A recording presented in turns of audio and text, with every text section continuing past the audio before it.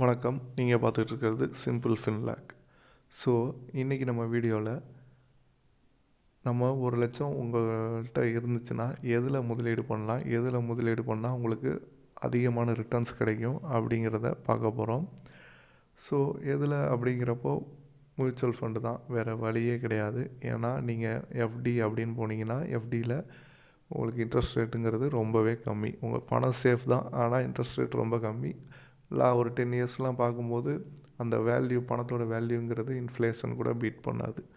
So அதே நீங்கள் mutual ஃபண்டில் போட்டிங்கன்னா லாங் ரன்னுக்கு நீங்கள் இன்வெஸ்ட் பண்ணியிருக்கும்போது அது பெட்டர் இன்ட்ரெஸ்ட் கொடுத்துருக்கும், உங்களுக்கு ரிட்டர்ன்ஸ் கிடச்சிருக்கும். ஸோ அதுதான் 1,00,000 ரூபா தான் இருக்குது, நான் பிகினர், எனக்கு மியூச்சுவல் ஃபண்டு பற்றி எதுவுமே தெரியாது அப்படின்னு சொன்னால் கூட உங்களுக்காக தான் இந்த வீடியோ. ஸோ நம்ம ஏற்கனவே சொல்லியிருக்கோம், சிம்பிளாக ஃபினான்ஸ் எப்படி கற்றுக்கிறது, எளிய மக்களுக்கான ஒரு வழி தான் நம்ம சேனலில் சொல்லிக்கிட்டு இருக்கோம்.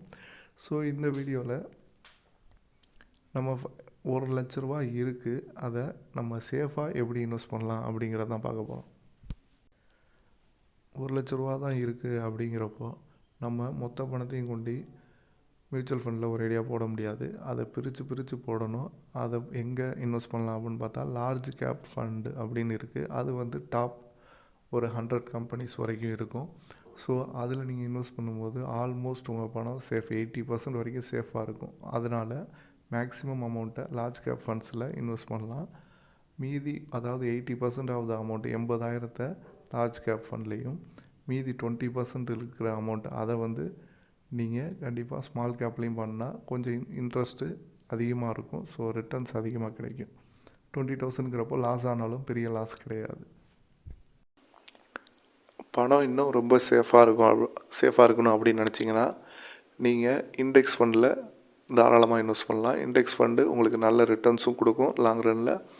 அதுவும் இல்லாமல் உங்களுக்கு சேஃபாகவும் இருக்கும். நிஃப்டி 50 இண்டெக்ஸ், அதாவது யூடிஐ நிஃப்டி 50 பற்றி ஏற்கனவே சொல்லியிருக்கோம். அதில் கூட நீங்கள் இன்வெஸ்ட் பண்ணலாம். நான் செபி ரெஜிஸ்டர் இன்வெஸ்டர்லாம் கிடையாது. ஸோ இருந்தாலும் உங்கள் ரிசர்ச்சில் பண்ணிக்கோங்க. நான் சொல்கிறது ஃபுல்லாகவே எஜுகேஷ்னல் பர்பஸுக்கு தான். ஸோ உங்கள் ஓன் ரிசர்ச்சில் நீங்கள் எந்த மியூச்சுவல் ஃபண்டில் வேணால் இன்வெஸ்ட் பண்ணலாம். ஸோ இன்னொன்று நாஸ்டாக் 100 ETF அப்படின்னு ஒரு ஃபண்ட் இருக்குது. அது பார்த்திங்கன்னா ஃபாரினில் இன்வெஸ்ட் பண்ணுற ஃபண்ட். அந்த 20,000 அமௌண்ட்டை நீங்கள் அதில் கூட இன்வெஸ்ட் பண்ணலாம். ஸோ இன்னொரு 20,000 அதில் இன்வெஸ்ட் பண்ணிங்கன்னா, ஸ்மால் கேப்பில் 20,000 இன்வெஸ்ட் பண்ணிங்கன்னா, லார்ஜ் கேப்பில் ஒரு 60,000 பண்ணிங்கன்னா 1,00,000 நீங்கள் டைவர்சிஃபை பண்ணி இன்வெஸ்ட் பண்ணிங்கன்னா அது நல்ல ரிட்டர்ன்ஸ் கொடுக்கும். ஸோ உங்கள் அமௌண்ட் 60%ங்கிறது நல்ல ப்ராஃபிட்டும் இருக்கும். ஸோ மார்க்கெட் டவுன் ஆனால் கூட உங்களோட மேக்ஸிமம் அமௌண்ட் நல்ல ரிட்டர்ன்ஸ் கொடுத்துருக்கும். மினிமம் அமௌண்ட்டில் தான் லாஸ் ஆகிருக்கும். ஸோ அதனால் இன்வெஸ்ட்மெண்ட் பண்ணும்போது எப்போவுமே டைவர்சிஃபை பண்ணி வெவ்வேறு இதில் பண்ணணும். அதை நீங்கள் எந்த ஃபண்டில் பண்ணுறீங்கிறத நீங்கள் ரிசர்ச் பண்ணி பண்ணுங்கள். நம்ம இப்போ சொன்னதைப்படி பண்ணால் உங்களுக்கு ரிஸ்க் ரொம்ப கம்மி. ரிஸ்க் அதிகமாக இருக்கிற ஃபண்டில் கம்மியாகவும், ரிஸ்க் கம்மியாக இருக்கிற ஃபண்டில் அதிக அமௌண்ட்டையும் இன்வெஸ்ட் பண்ணிங்கன்னா நல்ல ரிட்டர்ன்ஸ் கிடைக்கும் சேஃபாக.